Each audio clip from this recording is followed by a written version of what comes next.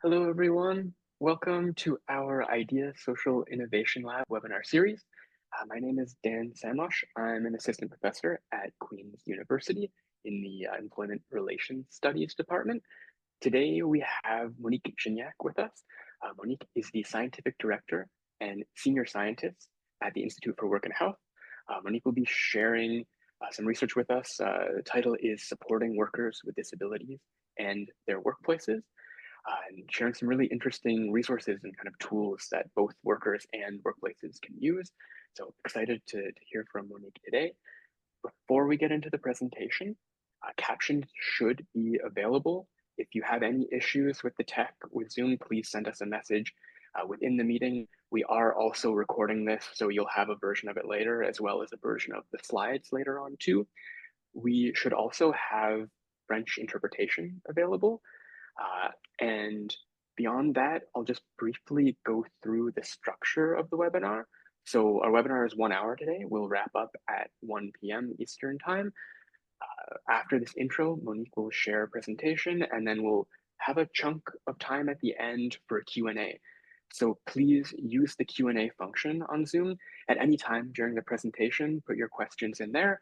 And then at the end, I'll moderate a discussion between Monique and you, the audience, and ask your questions. We don't always get to get through all of the questions. Sometimes there are some really amazing ones that don't get through.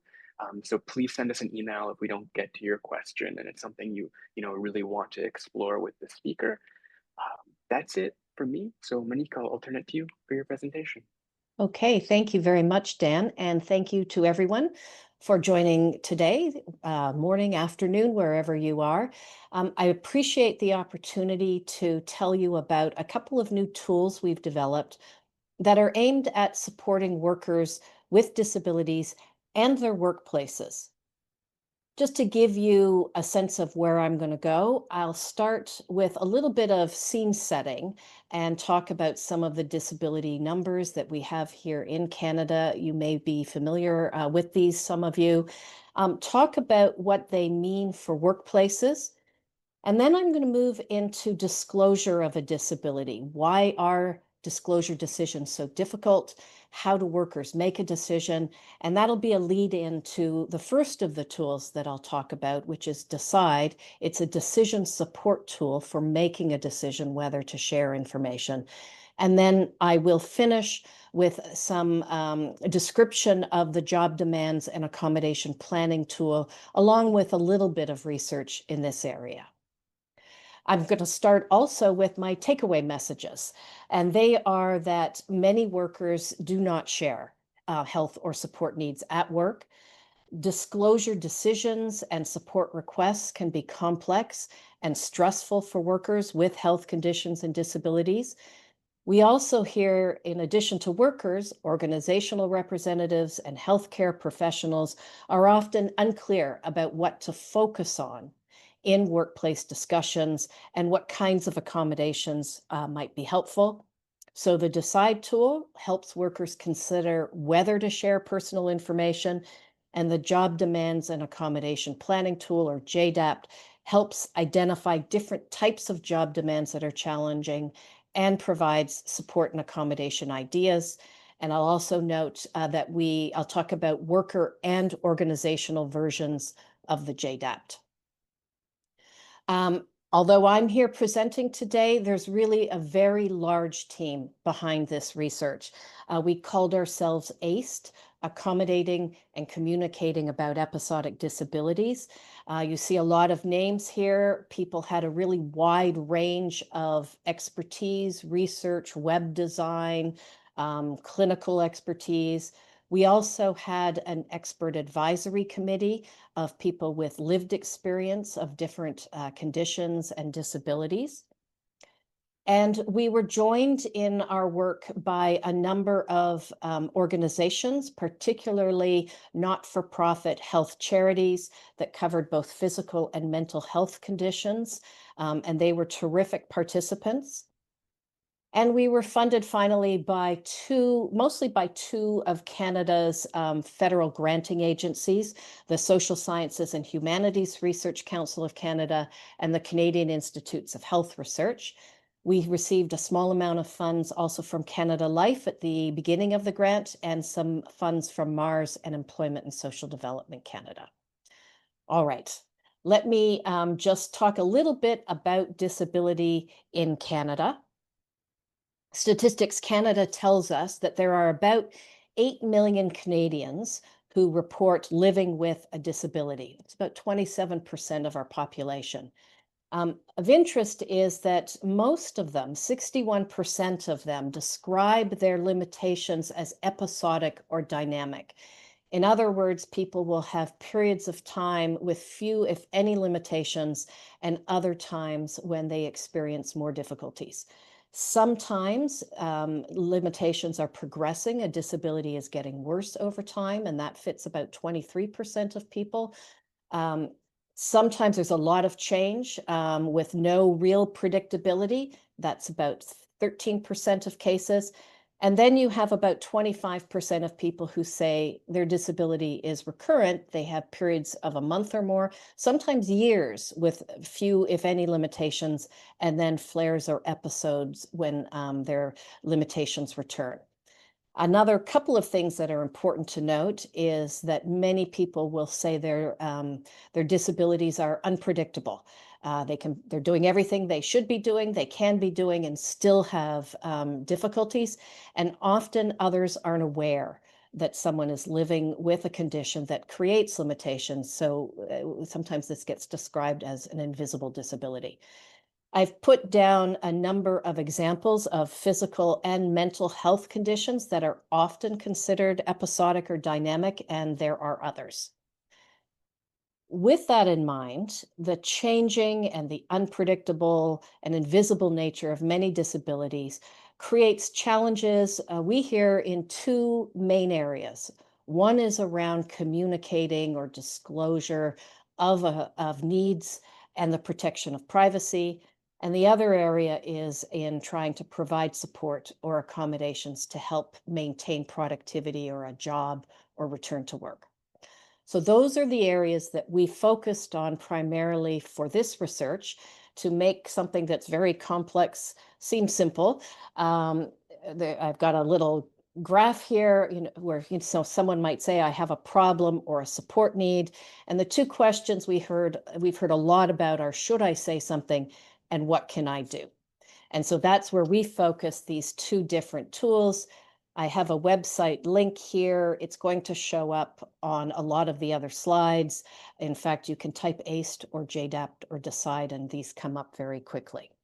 So I'm going to tell you a little bit about these tools, but first I want to just talk a bit more about disclosure of a disability. Why are these decisions so difficult, and how do workers even make a decision? What we know from surveys, and many of these are Canadian surveys, which is important because legislation does differ in different countries, is that anywhere from about a quarter to nearly half of people will say that they have not shared any information at work with their supervisor. People are less likely to share often if they have a mental health condition, a little more likely with a physical health condition, but often people aren't sharing. There's a lot of reasons why people don't disclose, and that's important to keep in mind because sometimes those reasons are that people are managing well. They don't need to share information. Others don't have the right to know, and their health isn't affecting their ability to do their job. But there are other reasons, and people often have more than one, including that there's no point in discussing because nothing can be done, which is concerning because, of course, supports often are available. People may also be concerned about their career and the impact that sharing might have. They don't feel secure in their job, or they're worried they'll lose it. Or they've sometimes had negative experiences in the past or seen others have negative experiences. So lots of reasons for not sharing, and no one right decision. Um, People will sometimes say they have shared and the outcome was very positive. They got support, they got greater understanding, it was the right decision. Sometimes, though, people will share and they say, now everybody's watching me. I feel I have to prove myself all the time, or they experience stigma or gossip or a loss of reputation. For many people, that means, well, maybe I won't share, and that can work out. People may experience less stress, less concern about how others view them, but there can be negative aspects of not disclosing, and that includes not getting support because people don't know you need it. And there can be misperceptions about reasons for job difficulties. We hear this a fair bit with mental health conditions, with chronic pain or fatigue, that sometimes people are kind of leaking signs that something's not right. Others are noticing difficulty someone's having with a job. And in the absence of not knowing this is a health condition, often the assumption is this is a productivity problem.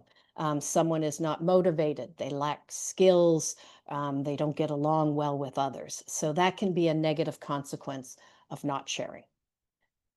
It's also really difficult for people often to make a decision. There's a lot to consider.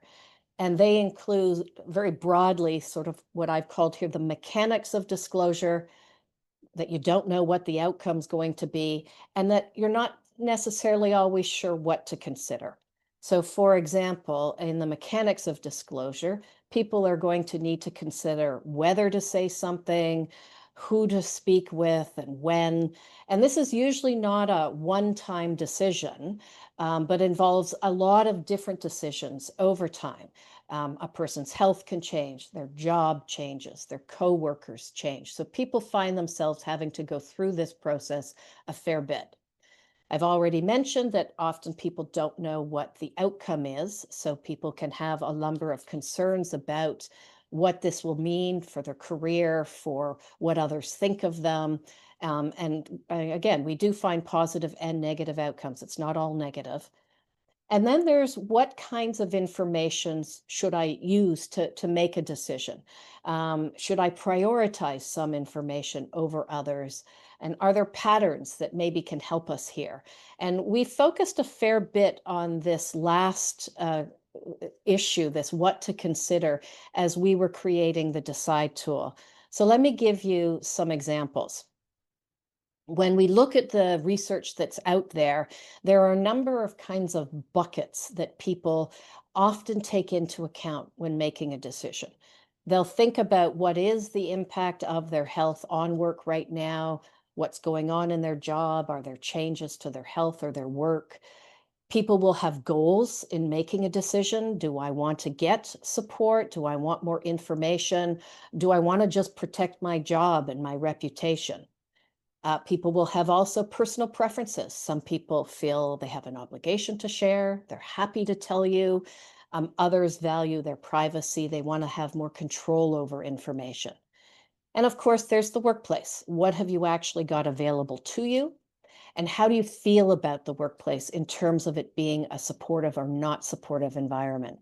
And a challenge is that while you're trying to juggle all this information, some of it may be encouraging you to share some information, and some of it may be discouraging you from sharing information.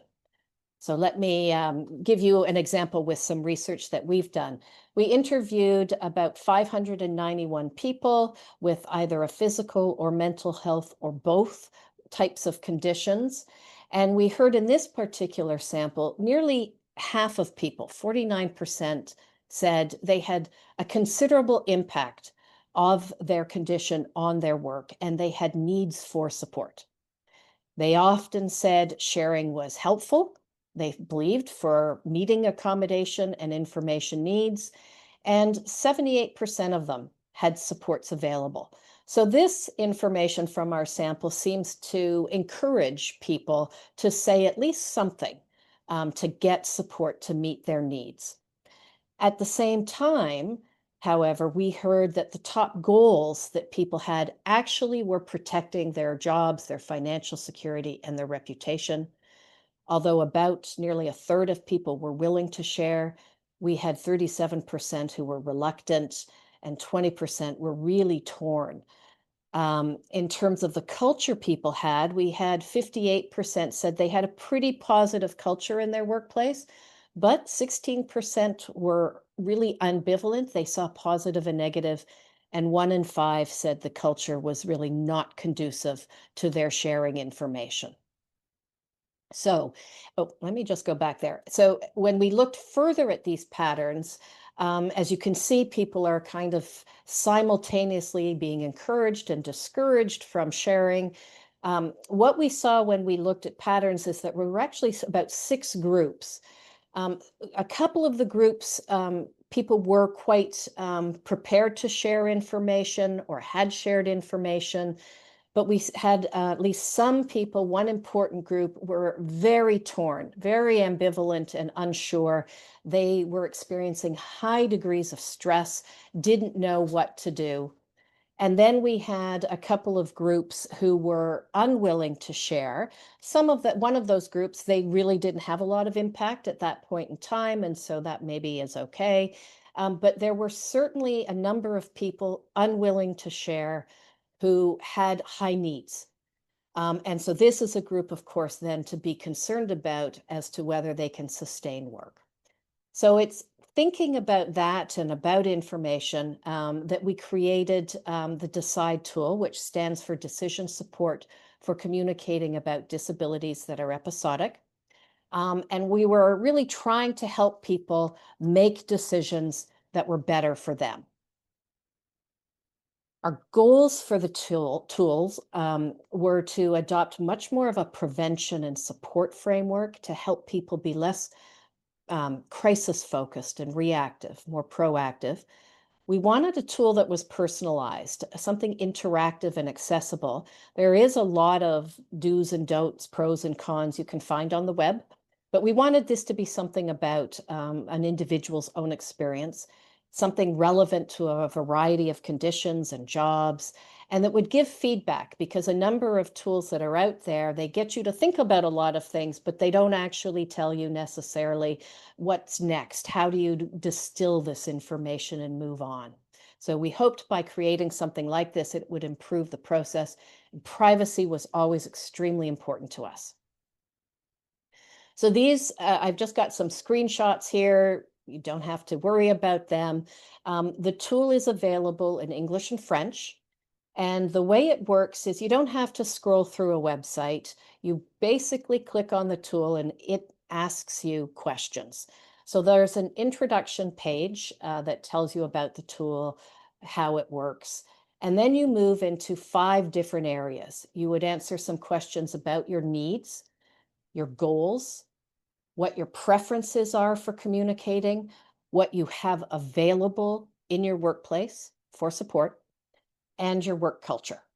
The questions are pretty basic and easy to answer. They're yes, no, I don't know, or they're a series of statements, and you can say you disagree or agree with those statements. Once you finish each section, the tool programming puts you in a category. So you don't have to add up things or anything like that. So maybe if you were filling out the work culture questions, you might get back a message that you've indicated that you feel your workplace culture is largely supportive, or you don't think it's supportive depending on your answers, or you seemed really torn based on your answers. So you get put in a category. And from there, we distill the information into more manageable chunks. And you get things to think about. So what are some of the potential positive benefits, drawbacks to where you are right now in your thinking around this dimension? So you do this for 5 sections, and at the end, you get all of those sections in a single table, and you can save a PDF of it. We don't ask any personal information. We don't save any data. So you've got your information, and then the tool provides you with some things to think about for next steps and links you to the JDAPT to do more thinking about accommodation planning if you want to. The next steps include, are there things I can do if I don't want to share information? What should I be thinking about? And if you are willing or thinking this maybe is the time to say something, there's information that goes back more to those mechanics of disclosure I mentioned earlier. If you're thinking, who should I speak with? What should I say? And so there's some information to help walk you through some of that. So that, in a quick nutshell, is the DCIDE tool. I want to turn for the remainder of the presentation to accommodation planning. And I'll do the same thing here just to set the stage, tell you a little bit about what we hear are some of the challenges that workplaces face and workers face when they're trying to plan meeting support needs. There is research out there, and we've done some of this, that has looked at some of what workplace support providers say. So I'm going to talk here a little bit about some research we did, a qualitative study with human resources, disability managers, union representatives, clinicians, labor lawyers. All of them were participants, and we asked them about support processes in workplaces and what the successes and challenges were. There were 7 themes that came up in the research, but I'm just going to touch briefly on 3 of them. One theme was very much that a lot of organizations are still relying primarily on what you might call a medical model, in that they're reaching out, or they require workers to reach out for physician notes to verify that there's a problem, to in some ways legitimize it, and to get some help with accommodation planning. Although that's still happening a lot, we are hearing more and more that it's not working well. That there's this recognition that it creates delays. It's hard for workers. It undermines trust sometimes. The letters aren't always particularly helpful, and that there's a need to really implement more of a social model where workplaces are aware of their own policies and practices, the work they're asking people to do, and how that's creating limitations that need to be addressed.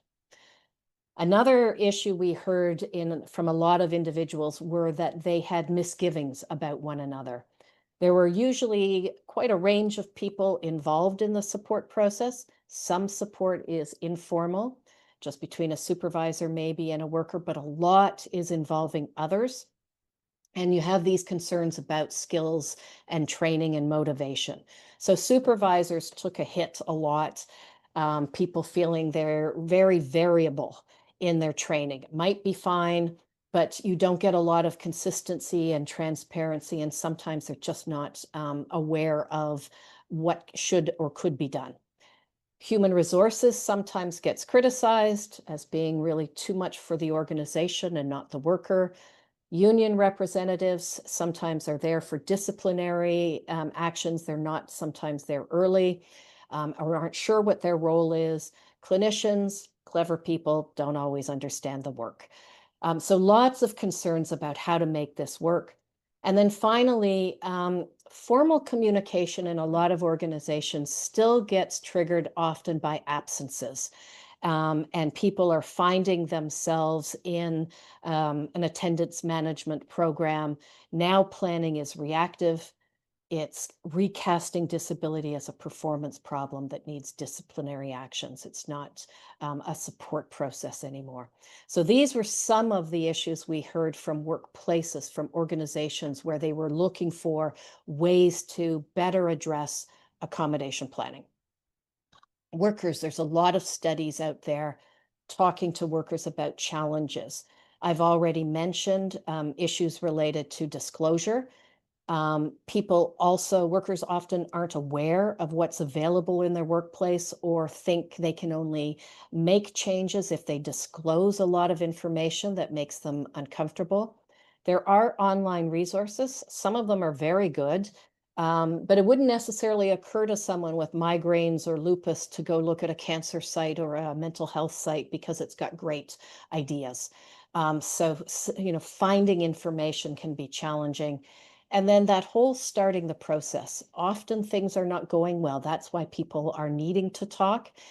It's a crisis, but people aren't sure what to say and how to express their challenges. So the bottom lines are, workers are looking for guidance on whether to say something and how to get support if they don't want to share information, and what to share. Workplace professionals are really looking for something that's more transparent and consistent and comprehensive, and then we'll address a range of really quite individualized worker needs. And everybody would like more practical supports and accommodation ideas. So that was the impetus for us to create the job demands and accommodation planning tool. This was multiple years in the making. The goals for this tool are similar to DCIDE, again, to adopt that support and prevention framework, integrate. We know we have to integrate with existing processes, provide practical support ideas, be relevant to a range of jobs, and be very interactive and individualized. Again, there are some good sites out there, and you can search them and you can find different kinds of ideas. But we wanted a tool where you don't have to do that. We'll ask you what you need to know and we'll give you back something with very little, of this kind of searching. You don't have to do that. What the tool actually does, and I'll go through it in a bit of detail, is it focuses on work demands that are challenging some of the time or regularly. It doesn't focus on a health or disability diagnosis. It walks a person through a series of questions about their job tasks and working conditions. And anywhere someone is having some difficulties, it provides some support ideas that are relevant to that particular job demand. And we hope this will help generate solutions. A worker can use it on their own or to discuss support needs. And there's organizational versions as well that I'll come back to in a moment. Back in 2022, we entered the prototype of the tool into an inclusive design challenge that was being sponsored by Mars and CIBC. And the JDAPT was actually the grand prize winner that year, but we've been working on it a lot ever since. So what does it look like? It doesn't look like this, but when you go into the tool, you'll be asked about 24 different job demands. And those demands are broken down into the physical demands of work, cognitive or thinking demands, working with others, and working conditions. There's 3 versions of the tool. You can select the worker version to self-assess what your job challenges and needs are.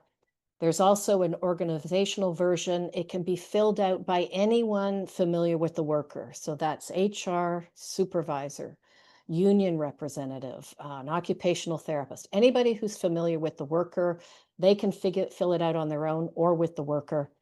And then there's a version we were asked to create. Sometimes an organization isn't thinking about a particular worker, but they would like to make the job more accessible, more inclusive. And so you can fill it out with thinking of a job in mind.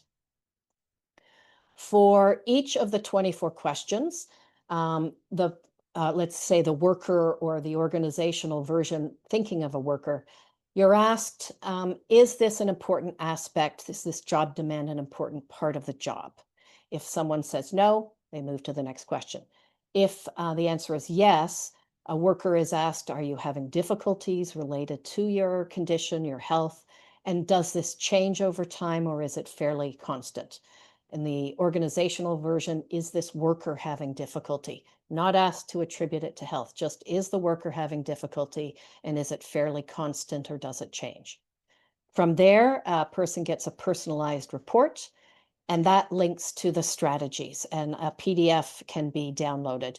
You'll notice I haven't said anything about the type of job, the symptoms, because the tool doesn't actually ask about any of that. It focuses on job demands.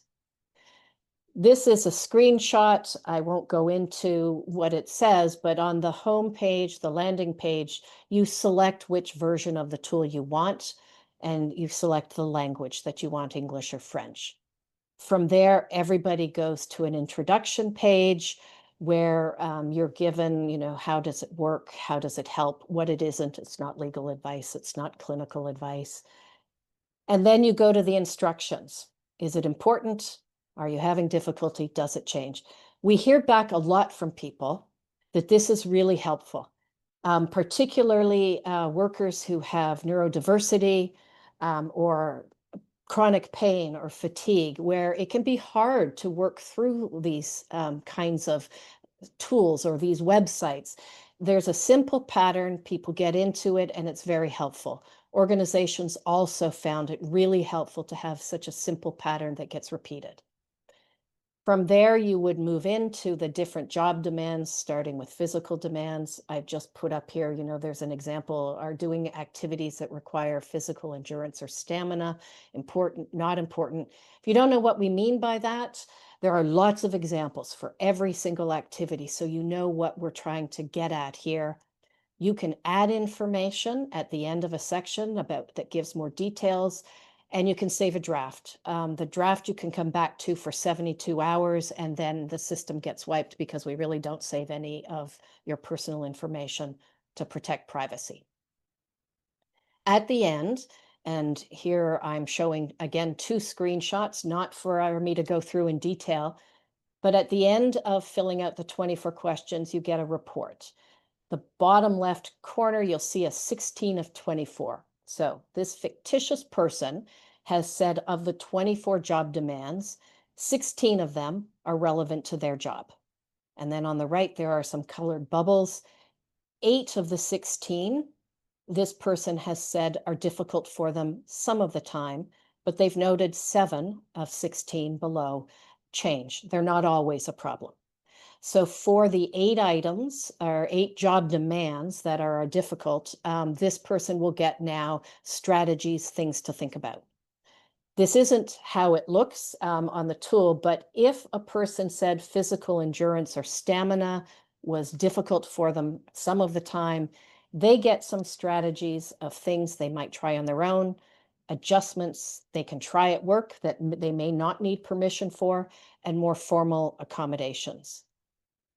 Each of them breaks out into some concrete examples. So again, you can't always provide people with everything that's perfect, but this hopefully will allow people to brainstorm ideas on their own. If the job demands change, this is now concentrating for long periods. Now you get different ideas of things you can do on your own, adjustments you can try, and formal accommodations. Again, lots of concrete examples. You can already see that that's a lot of information. So people can click on anything that they think is the most helpful for them and create a personalized list that's much shorter to manage where you go next. You can save all of this very easily by clicking, save a PDF, part of the report, all of it, all of the accommodations are just a personalized list. You choose what you want to save, if anything. So that's the JDAPT. I'll just talk a little bit about when we've heard it's best to use it and what we agree with and think is best to use early in the process. This really helps set a foundation. So everybody's working from the same page, and that is an important aspect of the tool. And we also know it's helpful to use on a regular basis to assess changes in needs. People like using it because it focuses conversations on the job demands and not on work or personal characteristics. So it's not judgmental. It identifies areas of work that are sometimes omitted in other assessment tools, and it gives concrete ideas for support. So I'll just finish very quickly with a little evaluation and a couple of comments, and then I'll open it up for questions.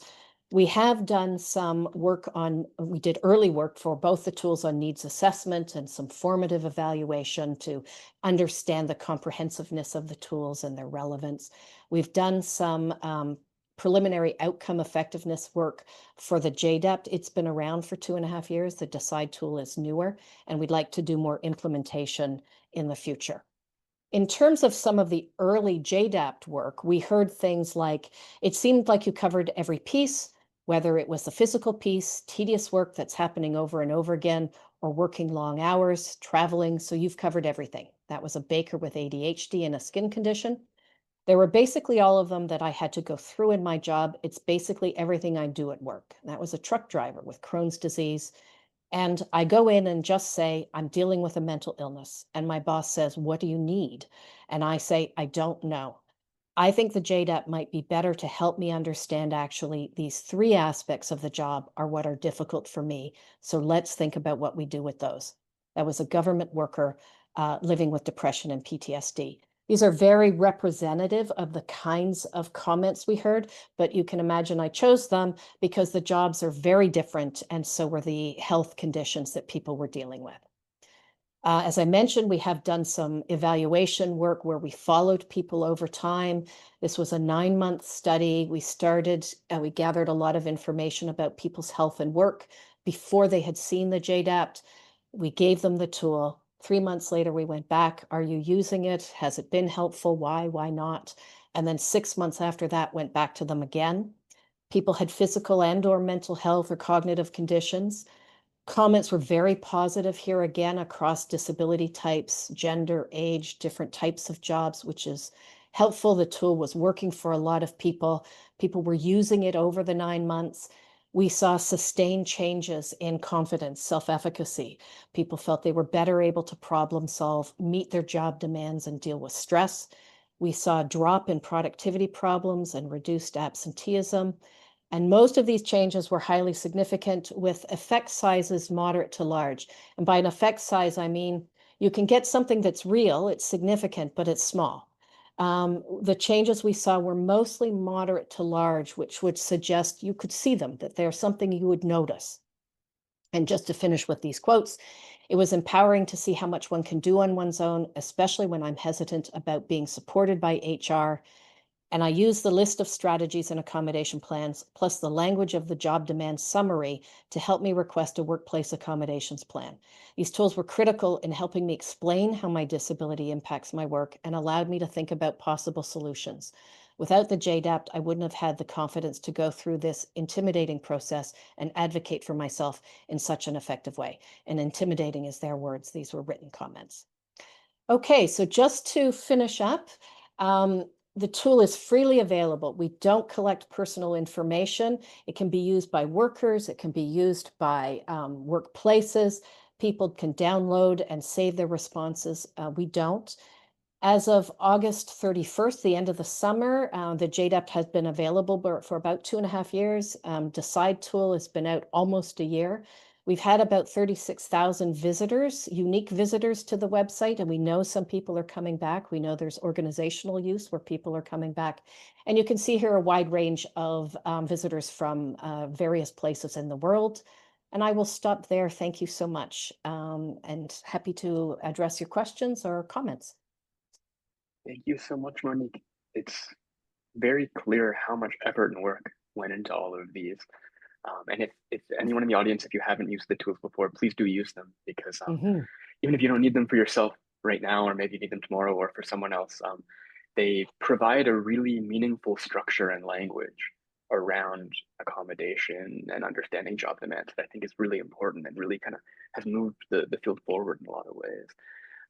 So now we are in the Q&A portion of the webinar. If you have any questions, please type them into the Q&A function. I see some already. In case you weren't around at the beginning, we might not get to all of your questions. If we don't, please send us an email because we'll try to still get them to Monique and see where we can go from there. But our first question for you is, with these tools, with DCIDE and with JDAPT, do you have any advice for managers who might want to start using these tools, let's say within their teams, that kind of environment? Yeah, so thank you for the question. And we have had, so because the tool is anonymous, we actually don't know who's using it, but people have come back to us and told us that they are or how they're using it. So I'll give you an answer based on that. And if you do use it, love to have some feedback. So what we've heard from people and what we recommend is don't pick and choose as a manager what you think is necessarily going on. Don't assume that, oh, this job doesn't involve this. What seems to work best is for managers to actually perhaps ask a worker to go away and complete the worker version of the tool. And that's helpful, and you can tell workers because there's a lot there that they can do on their own. So if you're hesitant, you can work on the tool, you can make some changes on your own, but then to maybe come back and the manager can also fill it out and you can compare where perhaps sometimes you are seeing challenges that the other person isn't, or you didn't realize that they were having some challenges in a particular area, but that you're both equipped. I will say, and I forgot to say this earlier, the organizational version has a few strategies that aren't on the worker version.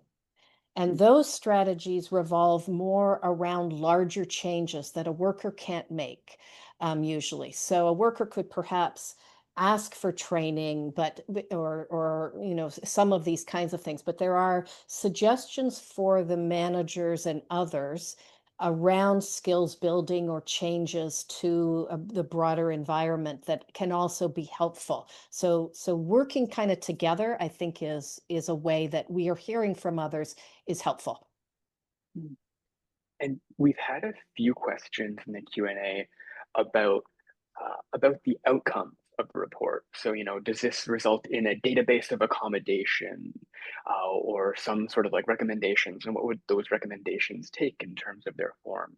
So, can you speak to kind of, you mentioned there's this PDF output that you Mhm. might get saying, here's what you can do. Can you explain what that looks like? Yeah, so and I'm not sure I completely understand the question. So stop me if I go off on the wrong track here. Yeah. So the we know, and you will all know that that because someone may want a certain accommodation doesn't mean they're entitled to it. It doesn't mean it's the only way to address an issue. And so by providing a wide range, we're hoping it will give people ideas for a variety of accommodations. Permission still often has to come from the workplace. And we hear a lot of this, for example, around work at home, that I need a quiet space and Mhm. things like this in the workplace. Well, we want you here. We can help you by creating that. So I don't think it provides, certainly it's not prescriptive. If you finish the decide tool, the worker is not being told you should or should not say something. It's trying to give it back to you. Here's your comfort level that we're seeing, and you should know some of the advantages and disadvantages that you may be facing given what we're hearing from you. For JDAPT, again, you get a range of accommodations, but we know that these aren't going to work for every workplace. This is really intended to help brainstorm so you can work together to come up with an accommodation plan, or you don't even need formal accommodations. We can make smaller changes to work to help you. Is that what you're looking for? Yeah, yeah, exactly. I have several questions around, what is the output at the end of the day? What can they Yeah. bring to their employer or bring to their employee? So that So, definitely gets to it. yeah, so we don't tell people that they have to bring anything to them. What we've heard from workers is that sometimes they do, they bring in the package and they say, here it is. Some workers have posted it up over their work sites and they remind themselves to do things.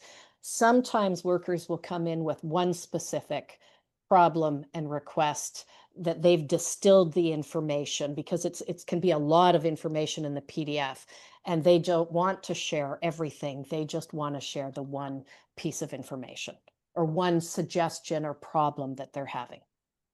Yeah. And you mentioned, I think it was 36,000 visitors, which is amazing. And I know you also said that there's an anonymity component, that Mhm. people don't need to disclose, their job or their industry, this kind of thing. But in the case that you have gathered that kind of information or people have given it willingly, do you see certain industries where the tools are working particularly well, or it just seems across the board? Yeah, and that's an area where I don't have a lot of information. I can tell you we have heard back from a number of, um, we've heard back from multiple people in the healthcare sector, that this has been helpful. Different hospitals, different clinicians, OT, rehab folks using this quite regularly. Rehab people saying this is really helpful for me. It would take me 2 hours sometimes to find out a client what the challenges are. We can do this together, and now I know where to go. You have to go into more detail often, but I now know where to go. Have also heard from education, the education sector, where it's being used both for people in the employees of those sectors, but also for students, particularly college and university. students. So that's another sector. Recently heard back from a large provincial utilities where, so really quite different jobs, including call centers to workers who were out in the field doing lots of physically demanding work, that they too found that was helpful. And they noted there that sometimes they have a really range of skills with workers in terms of education who aren't always comfortable and sort of able to articulate well what's going on. So we've heard that. We've heard with skilled trades, same kind of thing. Again, it's helping workers to think about it in a way that they're not used to, that they don't usually have to with their jobs. So I don't have anything that it's working best in one sector versus another. I know for an area we'd like to learn more about would be public safety, first responders. They Mm. have quite unique challenges. And also there are other jobs with fit for duty requirements that the tool has been useful for those, but they have extra layers in those occupations. And so it certainly wouldn't be the only thing to rely on, but again, it provides a pretty good foundation even in those jobs, because we've heard back also from some of that first responder kind of group. Yeah, and to echo that, we've had a few comments about people who have actually been using the tool or who have recommended it. And so one person mentioned that it was recommended to be used within the Ontario healthcare system. And not just employees, but specifically HR and managers were feeling empowered with the knowledge that they understand what kind of accommodations might be used or what those accommodations might look like within the workplace. So that's really exciting. Excellent, Uh, yes. And I'm going to just turn off the stop sharing. I'll stop yeah, sharing here. go for it. There we go. All right. So you had mentioned that the JDAPT is a longer term project and that DCIDE has come up more recently. And so we had a question about evaluation of Mhm. DCIDE and whether you're conducting research now on its efficacy or anything of that nature. Yeah, so we're finishing up some of, I guess I would call it more of that initial validity work. That it seems to that so the tool seems to be comprehensive. It seems to be measuring what we think it's measuring. We're hearing that it's relevant, and it is that some of those patterns that I was talking about that we were seeing seem to be discriminating what you would expect. So, for example, if you said, if the programming said you don't seem to be, you don't feel that your culture is very supportive. You don't feel, or you feel you don't have much needs, or your goals are really to protect, what you're doing. We are seeing people who are saying, who are not disclosing. So it's kind of got that sense of discriminative validity based on the tool. So we've done that, and some of that is new and it is coming out. We do need more money to do more research, and so we will have to wait for some more of the evaluation work to come. And so the next are kind of two questions about some of the details, I think, of the JDAPT, but the DCIDE might also come in as well. Um, in the JDAPT, there was a section around work conditions. Mhm. Does that also include um, factors around work? So, something we often hear from folks is that transportation to work is one of the Mhm. main barriers to getting, to accessing employment, this sort of thing. Are those factors considered, or it's really like what's happening in the workplace? So that touches on a really hot flashpoint that I think we're going to see a huge amount in the future.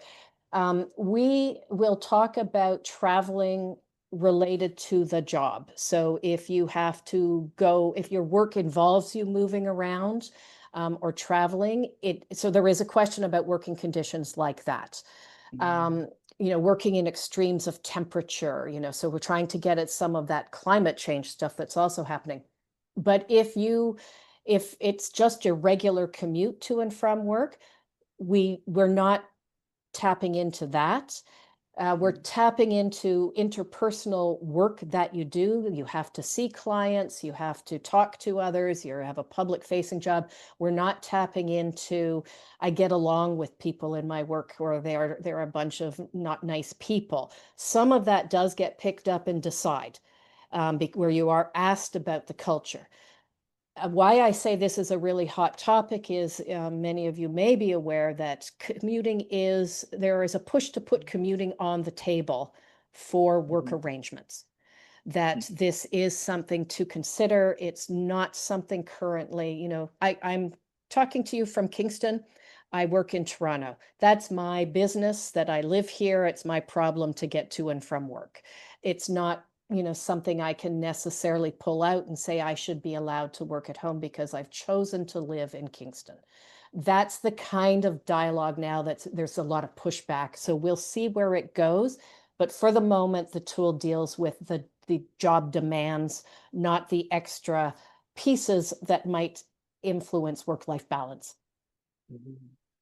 And for the next question, I'm thinking especially about the Decide tool, but perhaps for the JDAPT too. Um, you know, I think it was last year, possibly, a Canadian organization, a really great one named Realize, did a Mhm. report on intersectionality and episodic disability. There were 12 other organizations, I believe. I hope I got the number right, that were a part of it. Um, and in the report described in great detail how disclosure can vary depending on intersecting identities, and the experience of stigma can vary as well. In the development of these tools, with intersectionality like a consideration? Is it a consideration going forward? And just like, what was the process there? Yeah, it's a great question. Realize is a great organization. They were one of the partners for both tools. So they played a role in the development. We certainly tried to sample as we were building the tools, get perspectives from different groups with differing identities.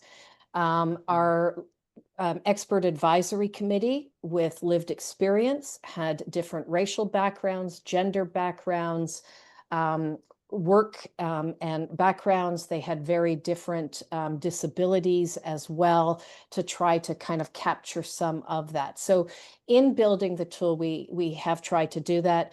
The tool itself, when when we do some of the testing, we try to look, is it working equally, does it seem to be equally working well for younger workers, and stage of career, older workers, different people from different ethnic groups?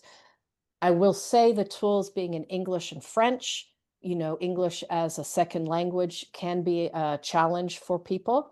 But we've tried, and I would like to do more because the experiences are different. The perceptions may be different. So we try to take some of that into account in building Decide, and both tools actually.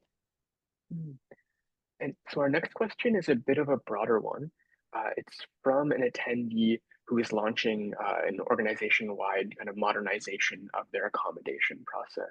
It's a really important moment, I guess, in their organization. And they're Mhm. aiming to shift away from the medical model, but it seems like there's a bit of a struggle on how to do that. So do you have suggestions on how to continue shifting away from, a model that requires medical documentation when someone needs accommodation? Yeah, and um, I'm glad that people are thinking about it. I don't have all the right answers. I don't have necessarily the answers at all. I will say that what we are sometimes hearing that seems to work for people, first of all, is kind of trying to think about where maybe you still do need to have some expert input, and particularly also in the accommodations and everything. So sometimes that is still important. Moving completely away is not necessarily always realistic, depending on the type of work that people are doing. But if you know, for example, there are a large number of the support requests you get are for basic ergonomic improvements, making the environment more accessible in terms of lighting and things like that, giving people opportunities to have control over when they do some of their work. So, you can do some of the harder tasks in the morning when you've got the energy and some other things later. Just thinking about the work tasks and where you really need those notes and when you don't, recognizing if it's chronic, it's not going away. So please don't ask for the note every 6 months. These are hard to get. People pay for them. They can't always get them. That's something to consider. Also, I'll just very quickly, sometimes we hear from workers with mental health problems that they will take the hit and be seen as a bad worker rather than share a mental health.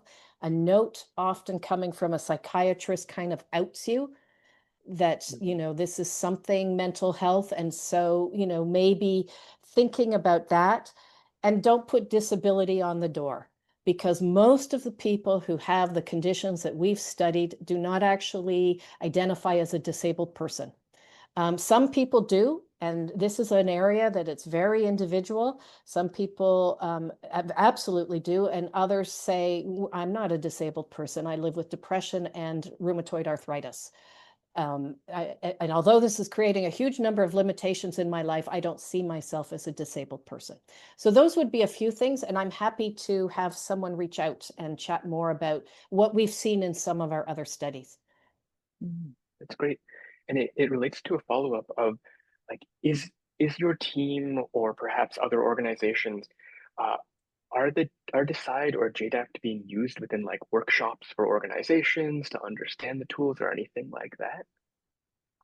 I know that there are some disability groups in Ontario who provide training to Mhm. workplaces who have the tools on their list of materials, resources to share with others. And I would absolutely say put it on your HR resources. We know of people who are, the link has to come through us because of all the programming in the tool. It's Mm, not, just a simple read it and print it out. But you can absolutely share that link within an organization, your organization, with others. And we know it's being used in training packages and also by some consultants who've asked us permission to use it. okay, nice. Hmm. And it relates, so there's one question that was asked that actually I'll answer quickly because it's a really easy one. And then I'll give you one more question and then we'll wrap up. But the question was whether the tools are free or whether there's a subscription service, and they are entirely free. And you correct me if I'm wrong, which is really Absolutely. wonderful. Yeah, you can go to the ACE, JDAPT, and DECIDE websites and you can find them there. Um, the last question for you is these two tools, they're amazing resources. Do you have any other tools in the mix that you're thinking of creating? At the moment, no, but that's more because of we need to hear more from people about where there are gaps. Having said no, I want to qualify that. As I mentioned, there are some occupations, first responders or sometimes primary industries where there, particularly again, when you have fit for duty requirements or safety Mhm. sensitive positions.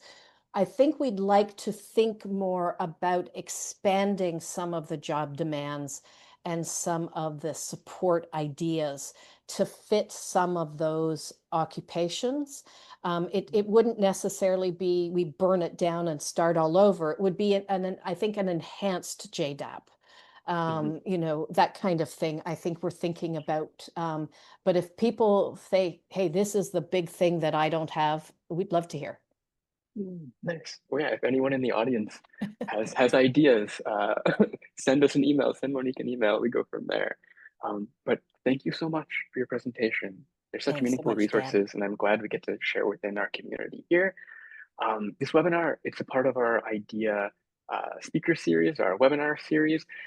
We probably won't be having one for October, but instead of listening online, you could come in person. October 6th and 7th, we have the IDEA Symposium in Toronto. So if you're interested in joining for that, please check out the IDEA website, send us a message, and hopefully you can join us. I want to make sure to thank the team that makes these webinars possible: Ekam Grawal, Therese Solanix, Rina Chaudhry, Rebecca Gewertz, Anil Tampa, and our French language interpreter, Gabrielle.